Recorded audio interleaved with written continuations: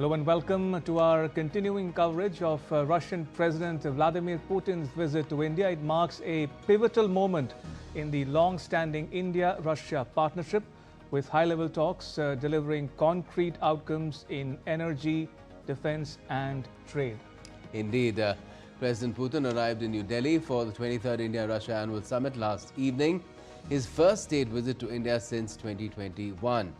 He received a warm welcome by Prime Minister Modi, who later hosted him for a private dinner as well at his residence, setting the tone for discussions which unfolded at Hyderabad House earlier today. Now, the summit's agenda proved to be extensive. The leaders announced steps to deepen economic ties, expand cooperation in oil and energy supplies, shipping, and explore new avenues in trade and investment as well as technology.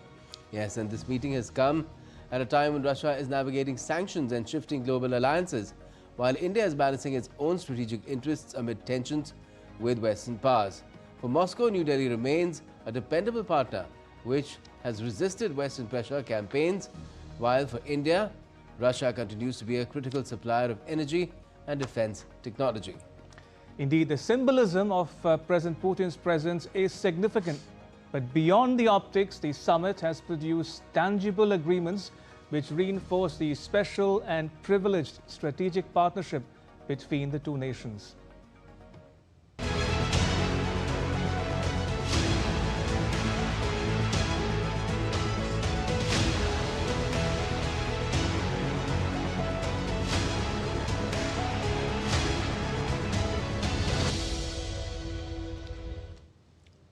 Well, let's quickly tell you all that has happened so far, where India and Russia have signed several memorandums of understanding in the fields of healthcare, medical education and science.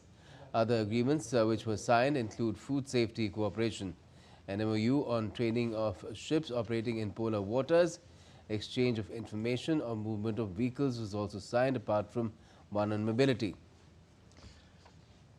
The leaders also adopted a joint statement and agreed to work on economic cooperation program till 2030. Now, addressing a joint press statement, Prime Minister Modi said that in the last 2 decades, President Putin has nurtured India-Russia relationship and elevated mutual relations to new heights.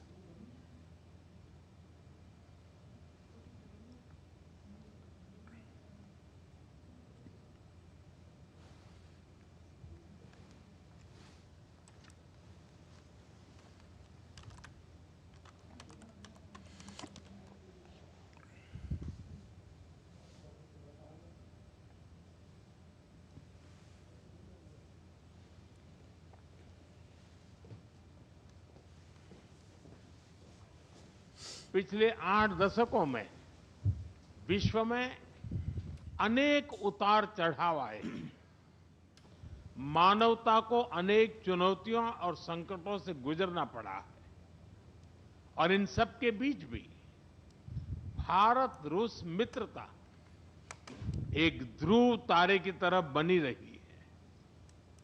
परस्पर सम्मान और गहरे विश्वास पर टिके ये संबंध समय की हर कसौटी पर हमेशा खरे उतरे हैं। आज हमने इस नींव को और मजबूत करने के लिए सहयोग के सभी पहलुओं पर चर्चा की। And Prime Minister Modi also said that agreements have been signed in the fields of trade, investment and security. The PM added that both the sides have agreed on economic cooperation program till 2030. आर्थिक सहयोग को नई ऊंचाइयों पर ले जाना हमारी साझी प्राथमिकता है। इसे साकार करने के लिए आज हमने 2030 तक के लिए एक इकोनॉमिक कोऑपरेशन प्रोग्राम पर सहमति बनाई है।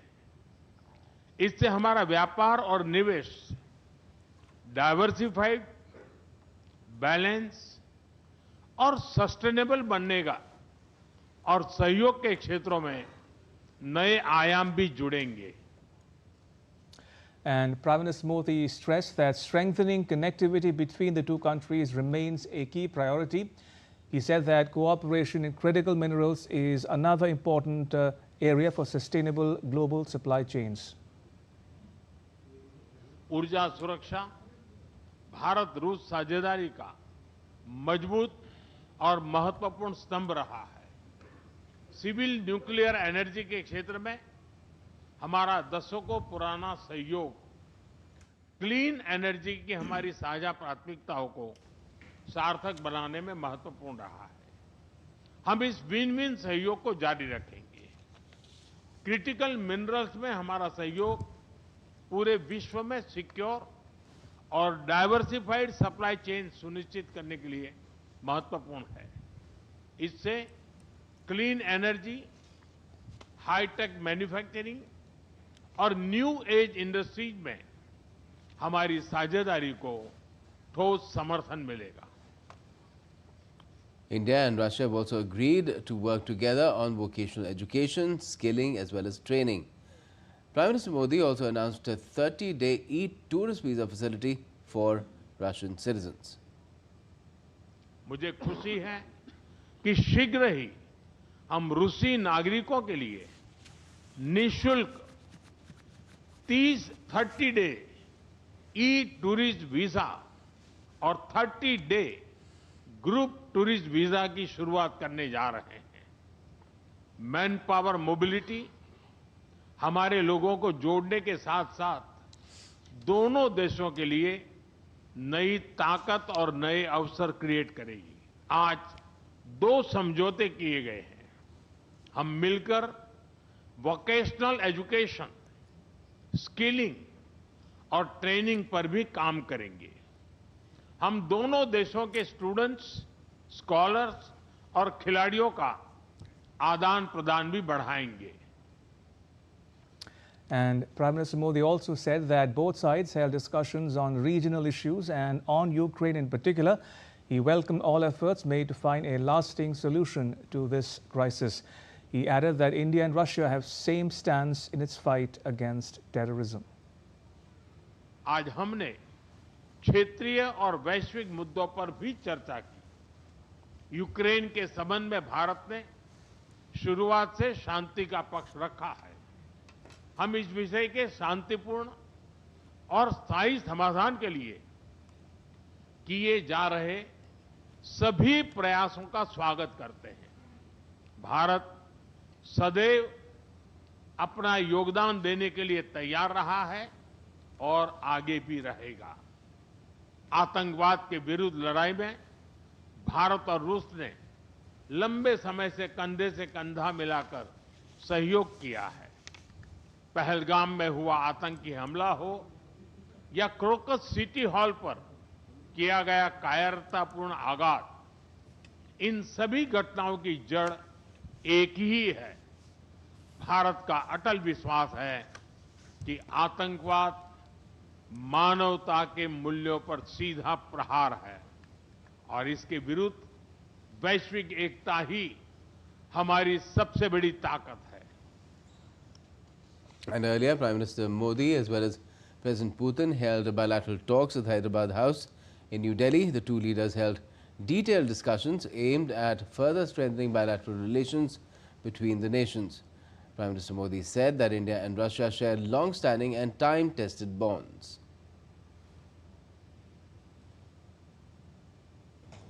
एक्सेलेंसी, मेरे परम मित्र, मेरे लिए खुशी की बात है कि मुझे फिर से एक बार भारत में आपका स्वागत करने का अवसर मिला है।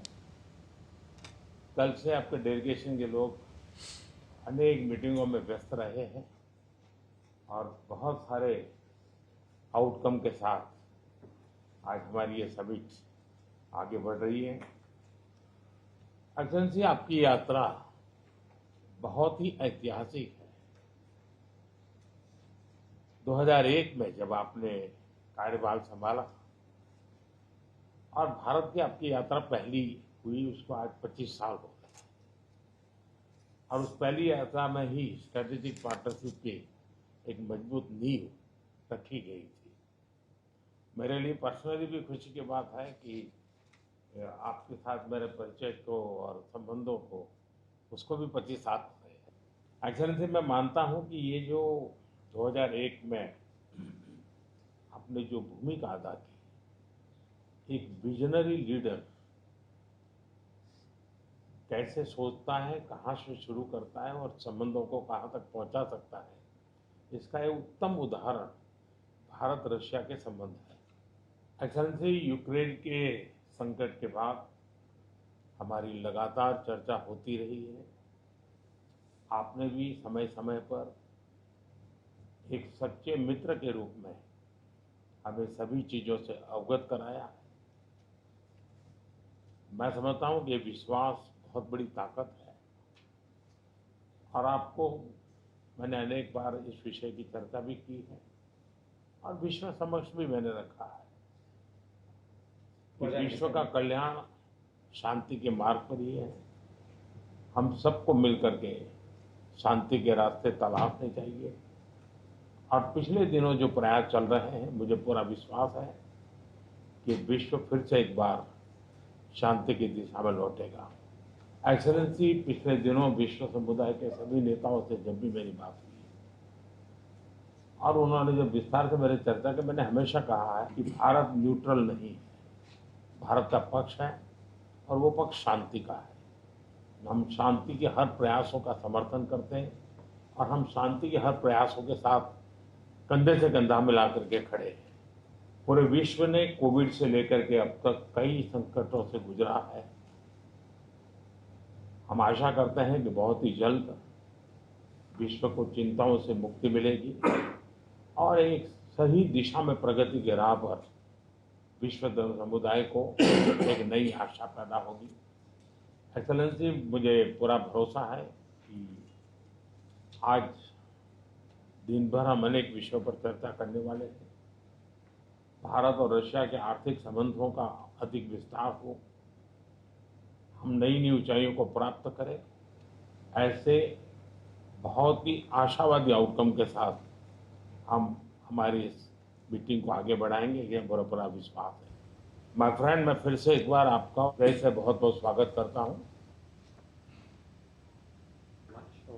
Excellency, Prime Minister, dear friends, first of all, thank you very much for inviting me. And for the sitting too. It was very good. Friendly and at the same time a very substantial talk. I could share a great deal of details about the events taking place in Ukraine. We are dating together with some partners, including the United States, on a possible peaceful settlement. Thank you for the attention aimed at finding a solution to this situation. Our relations are deeply rooted into history, but it is not the words that matter, it is the substance of the matter which is very profound. We really appreciate that and the fact that you, ex-Prime Minister, pay special personal attention to that. Over the past years, we have done a great deal of work to develop our relationship. As our countries and our economies move, have more opportunities for cooperation. We open additional areas for cooperation, including those related to high-tech, aircraft, space exploration, high-tech, and artificial intelligence. We have very close and trusting cooperation in the military and technical area, and we are planning to move forward in all of these areas. This once again underscores the level and the trust of our relationship. Our teams have done a great work before this visit. They have prepared a great number of documents for us. We have an opportunity to talk in more detail about some of them. I'm sure that we will have a very fruitful working day. All right, time to bring in our guests who are joining us on this leg of our special broadcast. Joining us are Mr. Ravi Joshi, Visiting Fellow at the Observer Research Foundation. It's a privately held think tank headquartered in New Delhi. Also with us is Ambassador Amrit Lugun. Gentlemen, welcome to this broadcast on DD India. Good to have you join us. If I can start with you, Mr. Joshi, the business end of the summit is nearly over. Only two engagements remain, the Russia-India Business Forum and the meeting between the two presidents, President Murmu and President Putin. Looking back at the day's events as they unfolded, ending most recently with the summit itself, what did you make of the outcomes and the optics as well of the 23rd India-Russia summit? Mr. Joshi. Yeah, thank you. This is undoubtedly, it's very high on ceremonial optics. And also the optics of a friendship that is deep-rooted and extremely important for both countries and a treasured one. This has been a relationship built over several, at least 2 decades. And as the character of our relationship itself is described as a special, privileged, strategic partnership, this is something which we don't have with any other. Certainly, we seem to have No lost. doubt, there is no doubt that this is an extremely important relation. But now, what comes out is that this partnership is under strain and under stress. Why do you say that? I'll tell you why I'm saying that. Because of the new global alignment that have happened due to the Ukraine war and the pressure on both India and Russia from major world powers, particularly the United States and Europe. We have to understand our geopolitical situation, context, and also see how we balance ourselves in this geopolitical context and also retain our strategic autonomy, which we are so proud of, which we are repeatedly, flaunting, that we maintain strategic autonomy. Now, I accept that we have some amount of strategic autonomy, but we are playing a very difficult game here because we are trying to please the Western powers, particularly President Trump and also European allies. At the same time, not give up on our extremely important relationship with Russia. While Russia is also playing an equally difficult balancing game, while obviously it has increased its dependence on China, it has not given up on President Trump. President Putin is not giving up on President Trump. He constantly responds very positively and very promptly to President Trump's peace offers on Ukraine. So both countries, both President Putin and Prime Minister Modi, are playing a very difficult balancing act. So this is my opening remarks. I will elaborate more after. Thank you. Right. Ambassador Lugun, if I could ask for your comments as well in terms of how this entire bilateral meeting, the annual summit, was built, and in terms of what it has delivered. There's an MOU on mobility. There's, of course, an economic path that has been charted for 2030 as well. So a lot to chew on there, isn't there? Yeah, I mean, this visit is happening, exactly after the year when our Prime Minister had gone to Russia last year, and the joint statement mentioned about India-Russia relations, enhancing and enduring relationship. So it is under this context it has been held, and this year itself, in spite of, as Mr. Joshi said, in the very difficult circumstances, but we have to see the results on the ground. The two leaders have been meeting quite regularly, even on the sidelines. The last one was on the sidelines of the SCO summit, which was held in Tianjin, China, where even both the leaders were shown traveling together in car, and then in the other summits, BRICS summits, etc. Our foreign ministers, both the foreign ministers have met at least 6 times, including the high-level intergovernmental committee for developing economic and political relationship, where this economic target of having bilateral trade of $100 billion, has been targeted. Right now, the trade is around $68 billion, so it is achievable. But of course, it is heavily tilted in Russia's favor because of its huge energy exports, oil and gas, coking coal, and sunflower oil, which are very much in demand in India. So there is a lot of scope from India exporting to Russia. And also it leaves a lot of scope for Russian investment into India. The target is, of course, to reach $25 billion of investments. Of course, the sticking point has been the rupee-ruble trade arrangement, and the past, the the past payments due to Russia, when we had this before in the USSR time. So these are the sticking points. But Russia is still very much involved in our defense relationship. For example, again this year we had Indra exercises 2025, both at land and sea. The latest one of the army was held in Bikaner, where 250 armed personnel from both sides participated. Then in end March and early April, we had the naval side of the Indra exercise, where the harbor part was held in Chennai and the sea part was in Bay of Bengal.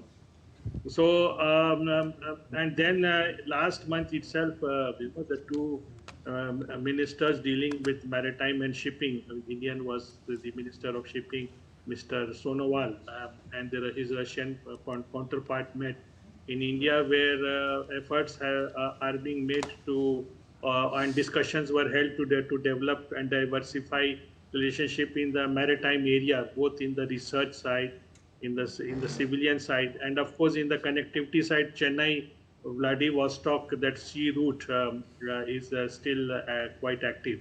So what I am in nutshell trying to say is that the relationship between the two countries, in spite of the challenges, on the ground, it appears to be moving, and how it is sustained, and in case the peace in Ukraine, as per the US 28-point peace agreement program they had proposed to President Putin, and European Union stoned it down to 19. So that is actively going on. So President Putin is responding to it, and our Prime Minister has definitely said that they want to see peace. His aim is to see that peace comes up as soon as possible, and India is a big supporter of it.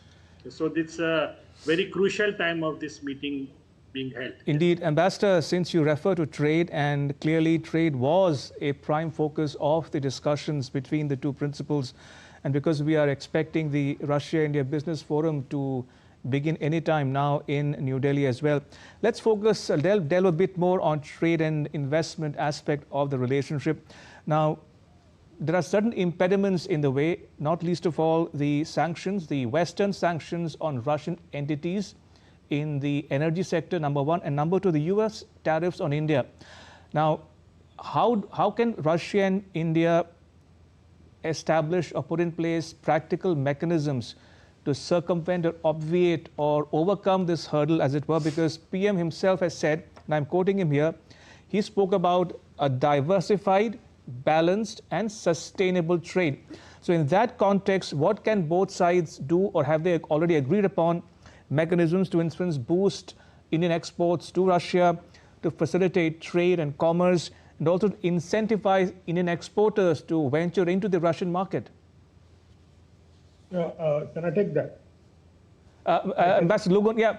Ambassador Lugun first, please. Yeah.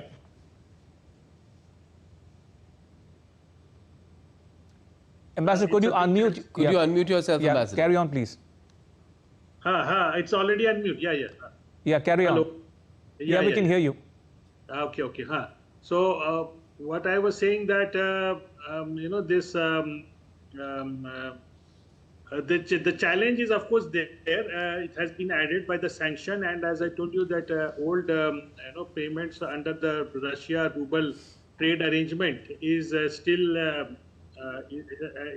not been fully worked out. As Russia has a big surplus in our trade relationship, and even when we were importing oil, under the arrangement of outside of dollars, and even payments in UAE dirham, and then Russia, after some time, there were a lot of ifs and buts, because it is trade is heavily tilted in Russia's favor, so they don't want to accumulate a lot of rupee, which is not unfortunately doing well in the international market. So the big challenge is there. But once the Ukraine peace agreement comes into being, and which everyone is hopeful, because we must remember that when the Russians started their operation in Ukraine, it was to finish in 2 weeks, or no, that definitely nobody expected, least of all the Russian side, that it will prolong to such an extent, more than 3 years. So all the sides are very tired. It has having effect in the global affairs. So so that is and this seems to be moving now. So that is a one way. The other is like during the Cold War time, we had a special arrangement between India and Russia, and that so that mechanism, something if does as a plan B, will need to be worked out, between the two sides. And I am sure in the business meetings which are going to be followed, these questions will definitely be addressed. Yes. Right.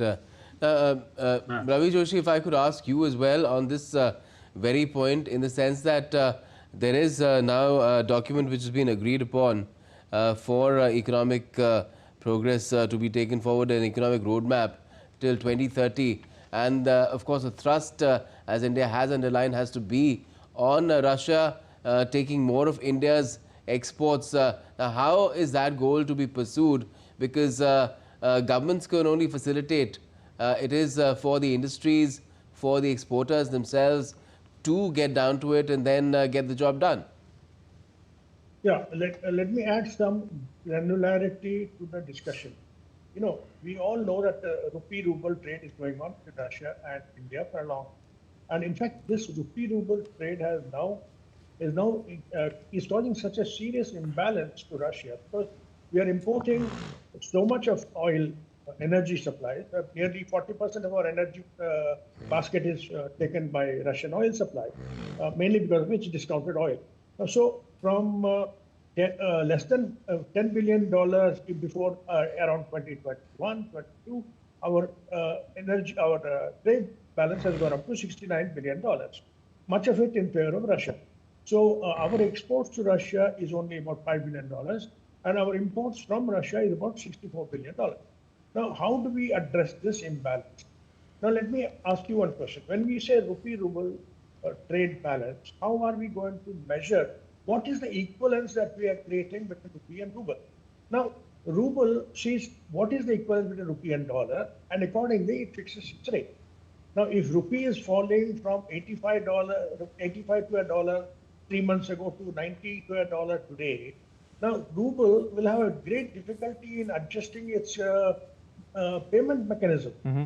So there is enormous amount of rupees lying in Russia's account. Now, Russia can spend this in India itself. It can't spend it anywhere else. Can't buy stuff from Malaysia or Indonesia by paying in rupees. So obviously, what do? They open something like a RT channel in India.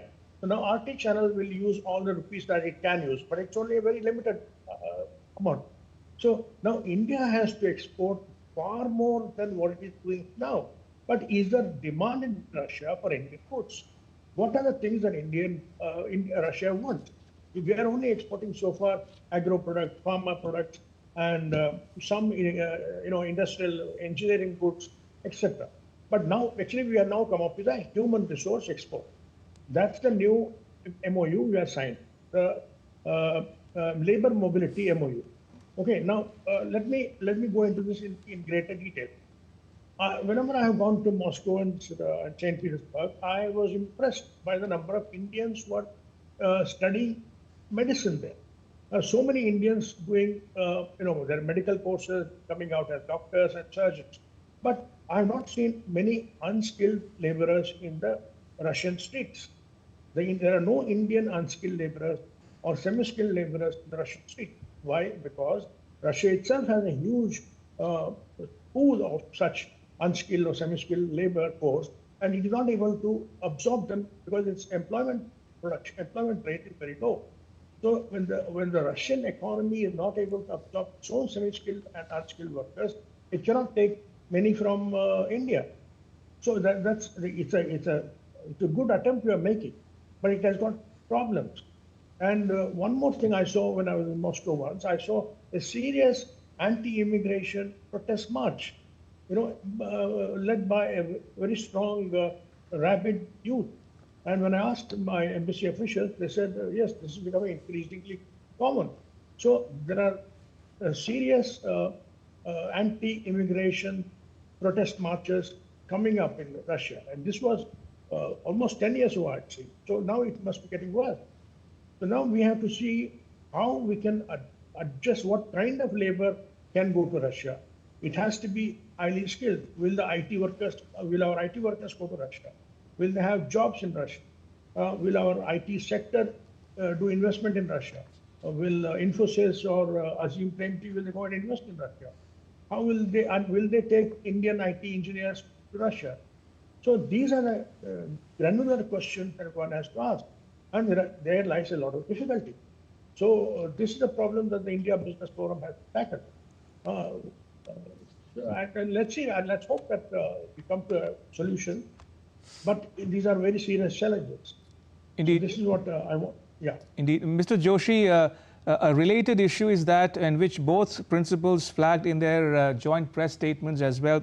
They spoke about the likelihood of an early harvest on the Eurasian Economic Union FTA between India and the Central Asian countries and Russia as well. In that context, while we are still waiting for the contours, the text of the joint statement per se, do you anticipate spin-offs going forward from this summit in terms of India's engagements with third countries or regions, namely Central Asia, for instance, Iran, Afghanistan, or even the Arctic, for instance? So do you see spin-offs for India going forward in some of these countries or regions? This EFTA is a very ambitious project. Okay, so far it has failed to take off.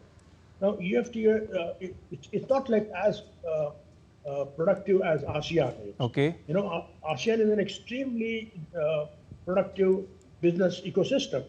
EFTA has got countries like Central Asia. Central Asian countries are all very slow in economic growth, and Iran is another extremely sanctioned economy. Actually talking about Iran, I must tell you how we tackled the payments issue. That's a very important point. You raised the question of how we are going to tackle the payments issue to a country which is under sanction. I will explain to you my personal experience. Sure. I took part in the negotiation when Iran was under heavy sanctions by the US, and we were importing a substantial amount of oil from Iran, almost like $12 billion worth of oil at one point of time.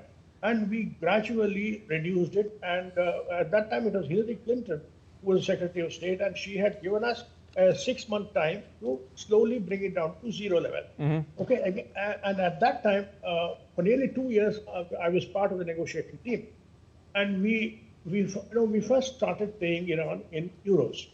Okay, through a Halk bank a Turkish bank in Germany. Right. The Americans found out that, and Americans put pressure on Halk bank to stop the payment. Right. Okay. Then we told the Iranians, okay, we can open an account in Dubai, or we can open an account in Turkey, or something like that. They said, okay, we'll try the mechanism of opening accounts in Dubai. But whenever we opened an account, the Americans would seize that account. Okay, they would stop the payment. Then we came up with a solution that 1/3 of the payment we will do in euros, 1/3 of the payments we will do in rupees. We opened a rupee Iranian Riyal account in the Union Bank of India in Bombay, and 1/3 payment we will do to a third country from which Iran is importing goods, like Malaysia or Indonesia. So we will pay that country in dollar. So this kind of mechanism we came up with, and this was quite successful for quite some time. And but finally we brought down our oil import from Iran to zero. So that is what happened under American pressure. And are we going to do that with Russia? This is a question. All right. Well, we'll have to wait and see if that is possible. Also, another thing that Russia could look at for spending the amount of rupees that it has right now, the accumulation, is to go in for more Indian services, because even the one is, of course, trade in goods, the other is services, and the services component of overall trade is also quite low. Now, let me just also put out for our viewers what the Russian president had to say as far as the joint press briefing was concerned. Well, Vladimir Putin underscored the key priorities for strengthening India-Russia ties, spanning security, economy, trade and more, setting the stage for broader bilateral cooperation.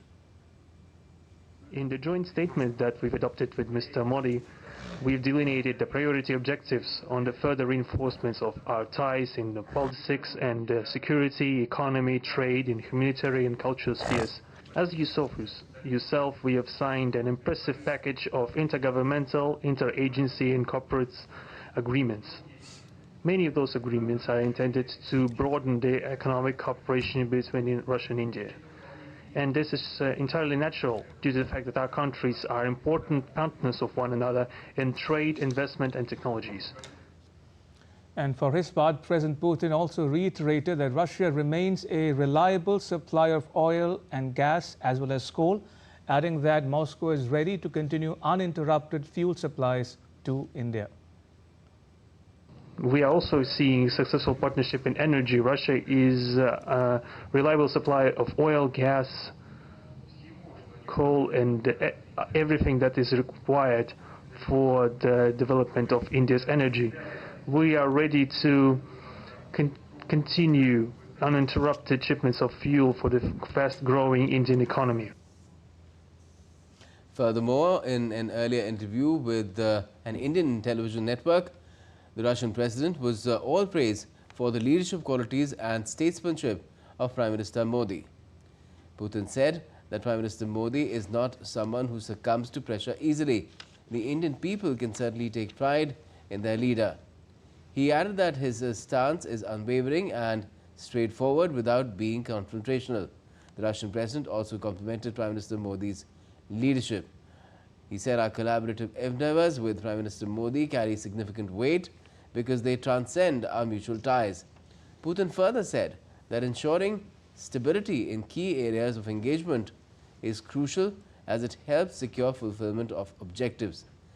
The Russian president added that Prime Minister Modi sets very challenging tasks for the country and for himself in the first place, then for the administration and eventually for the nation. India stands out as one of Russia's reliable and privileged partners in this area. He also said that we are not merely selling something to India and India isn't merely buying something from us in the sphere of defense and security. He also said that both Russia and India value bilateral ties. It's a different level, a different quality of relations we have with India, that's what he said, and we value this. He also said that we see how India values this relationship too. Further, he said Russia is not simply selling defense technology to India, but it is sharing it with the country. He said it's a very rare thing to see in the sphere of military technical cooperation. It speaks to the level of trust between the two nations. Now, day 2 of Russian President Vladimir Putin's visit to India began with a ceremonial welcome at the forecourt of Rashtrapati Bhavan in New Delhi. The Prime Minister, Mr. Narendra Modi, and the Russian leader received, President Draupadi Murmu received the visiting leader ahead of bilateral talks and the 23rd India-Russia annual summit scheduled later.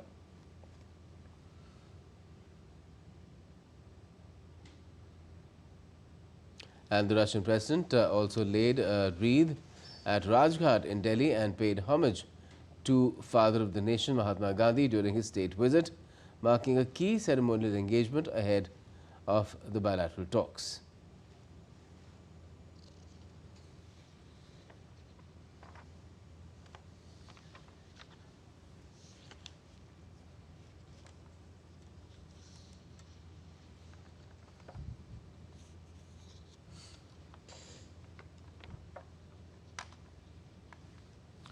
Right, we still have with us our guests, Mr. Ravi Joshi and Ambassador Lugun with us for sharing their perspectives on the just concluded India-Russia summit.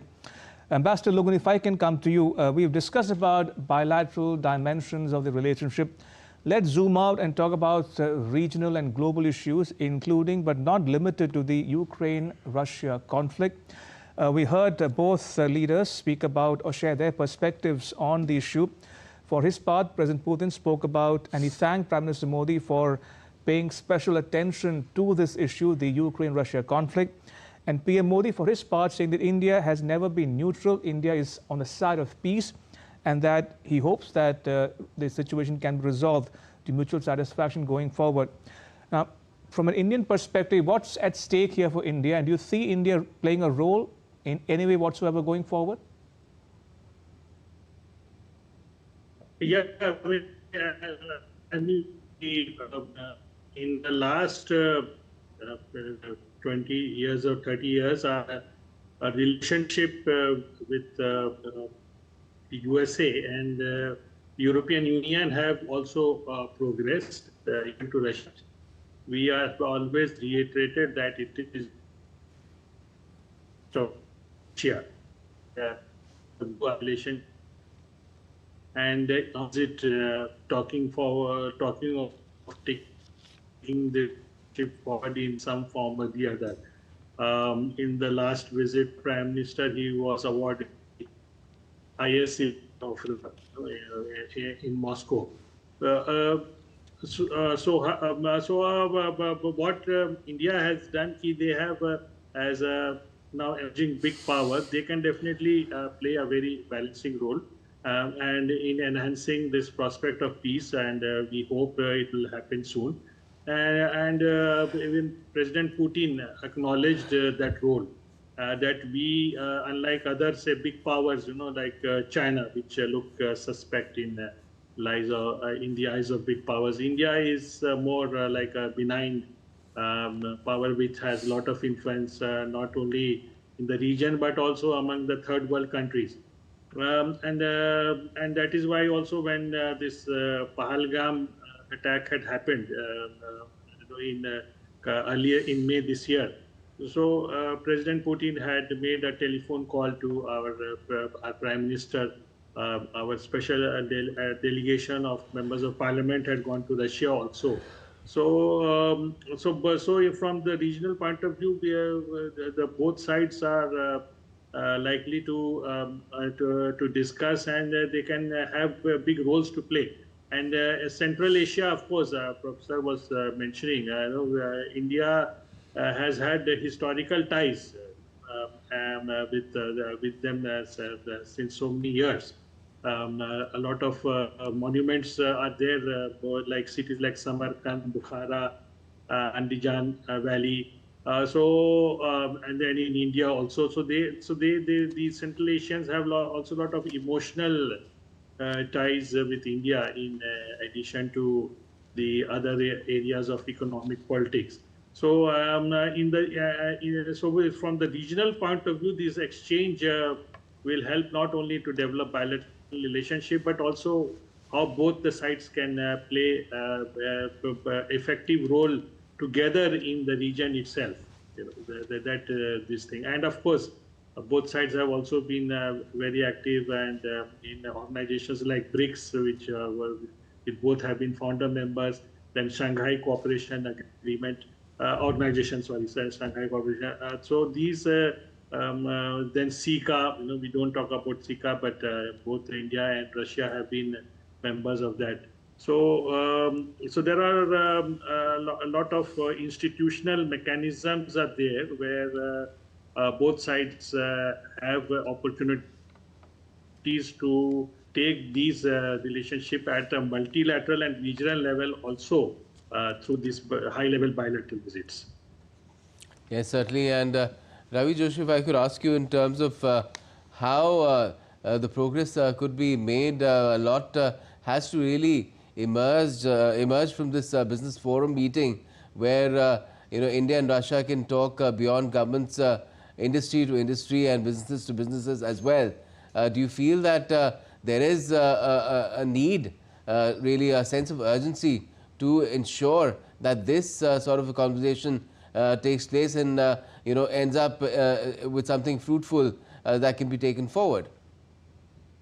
Yeah, absolutely. There's no denying of the fact that the Indian industry has to explore opportunities in the Russian market, either in terms of investment or in terms of setting up joint ventures, and how to, we are only looking at export opportunities. Like, what are the goods that we can sell to Russia? What are the goods that are in demand? So far, there was a time when we were exporting huge amounts of tea, and then it became fertilizers. Then we went on to pharma. Pharma is one extremely incentivized industry, which is getting a lot of profit and which is getting a lot of market in Russia. So pharmaceutical sector can still grow. But besides that, where are the opportunities? And does Russia look at goods from India, or does it prefer China, or does it prefer Europe? So you have to see the Russian consumer is a very discerning consumer. Russia is already a highly developed economy, and I've seen the growth of Russia from the time it went out of Soviet Union, and suddenly I saw, in fact, the first time this McDonald's was opened, I was there in Moscow. And from that time onwards, today Russia is a hugely different ecosystem. It's a very advanced economy, and the Russian consumers are very discerning consumers. And will they take goods from India? And if so, what are the goods? Probably IT sector has a very good place to enter.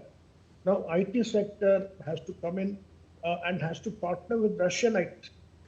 Russia is already very well advanced in the sector of AI and robotics and such areas. So our frontiers of our IT sectors have to link up the frontiers of Russia IT sector. Now, the IT sector creates only one kind of job, and those jobs are very limited. Now, but if you are looking at manpower mobility, that is not going to be in the IT sector. That is, are you going to send teachers, doctors? Are you going to send engineers? What kind of professionals are going to go and are willing to learn Russian and work in that area and contribute to their economy? So these are very difficult questions, but I'm sure this will be tackled. We have to look at these opportunities because we have to reduce the trade imbalance. And it's, until the sanctions regime is over, we'll have these problems. I'm sure the sanctions will be lifted in a year or two, because Trump is extremely keen on lifting the sanctions. If you saw the last meeting, it was Steve Witkoff was the regular trade negotiator on behalf of Trump. But there was one more character there, who was Jared Kushner, the son-in-law of Trump. So here I see a business deal coming up in Russia.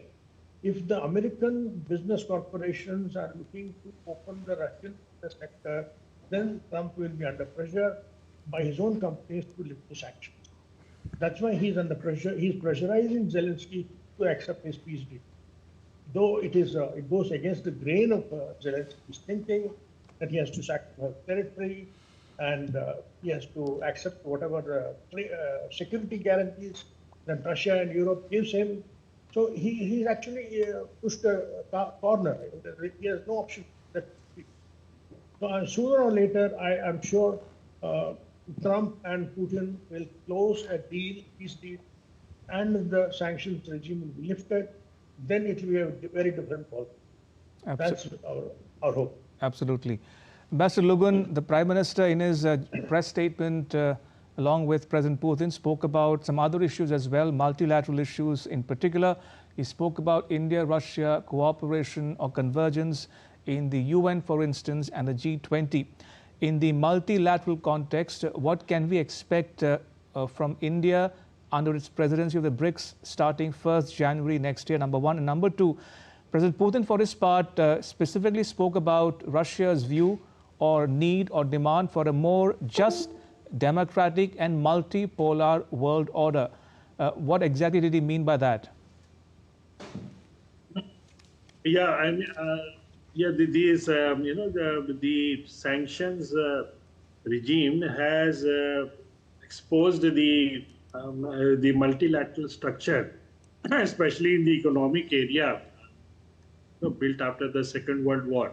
The Bretton Woods institutions, World Bank, IMF, how they have exploited. But in the last 20 years, 15 years especially, the institutions like BRICS, they have come up with, and the questions have been posed, especially by leaders like President Putin and even President Lula of Brazil, and of course China being a silent backer of that, to find an alternative to the dollar as the world reserve currency. And as long as these institutions are there without any change, so they are like a threat to the developing world, who are especially in Africa and some parts of Asia, where the debt level has gone up tremendously, and many countries, are in a situation where they cannot repay their debts, and these debts are mostly in dollars and to lesser extent in euro.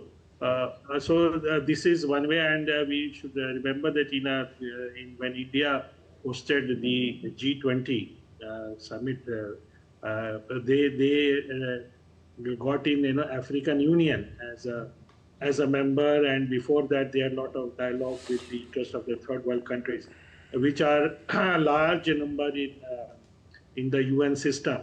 So both are looking towards the reforms there, but the main challenging part will be Russia is a member of one exclusive club we call the UNSC, a permanent member. And India and some of the like-minded countries like Germany, Japan, Brazil have been talking about reforms there, in the UNSC. So, how Russia will move there, because these 5 permanent members so far have not been seen welcoming. They talk about expansion of the UN Security Council in the permanent member side, or to reform it, but when it comes to actions, some excuse or something is being found. So both are looking for, definitely both very much agree that the current architecture, especially in the economic side and also in the political side, are not reflective of the current reality of the world, which has changed dramatically after the end of the Second World War, because most of the institutions in place are as a result of that, with some modifications here and there. So, so definitely, it's and Russia being a permanent member of UNSC has a great responsibility in taking this reform agenda forward, both in the economic side and also in the political side of the India. Yes, and Ravi Joshi, if you look at what Prime Minister Modi said, he also talked about supply chains and rare earths or critical minerals as well. And there is tremendous scope there to a largely unexplored area where India and Russia is concerned. So do you feel that that is another area where perhaps coupled with the private industries on both sides, a lot more could be done, particularly in the kind of environment that we are in, where China has a bit of a monopoly on rare earths? Yes, this point was particularly raised by Prime Minister Modi in the G20 summit, which happened in South Africa recently. There, Prime Minister Modi talked about creating a global repository of rare earth minerals circularity. Okay, that's a very important contribution he made, and this was accepted by the G20. So now, what he is trying to talk about is that there should be no monopoly of rare earth by a few countries, but the global south, but he meant basically the global south should be able to have access to rare earth minerals. Now, what is happening so far is whoever has the stick, he owns the animal, so whoever has the dollars, he pays for the rare earth and gets it. So whether it is in Ukraine, whether it is in Chile, whether it is any part of the world, first countries to go and grab these rare earths are US and China. So because of the enormous amount of foreign exchange reserves there, and that is where the global south countries are at a great disadvantage. Now, India is also a country with some amount of rare earth, is now discovering more and more rare earth reserves in its own territory. But now we are trying to say that there should be no concentration of rare earth minerals only with a few countries in the world. Because this leads to an imbalance in technology. In the digital divide will get much worse. The digital, whether it is solar power, whether it is electronic cars, whether it is iPhones or smartphones, they all need these rare earth materials. And only those countries which have the access to rare earth will be producing this technology at a tremendous scale. And the other countries will be left poor and destitute in a new kind of way, where there will be inequality in the digital world, in the upcoming solar world, or in upcoming electronic vehicle world. So these are the new inequalities that are going to emerge. So we have to take action and get many more countries involved in, especially the countries that have rare earth mineral resources. They should be made partners in this game. And then only there's some possibility of some equitable share in the rare earth mineral wealth of the world. Indeed, while we are waiting for the India-Russia Business Forum to begin here in New Delhi, let's also talk a bit about the future. Pleased to welcome participants of the plenary session of the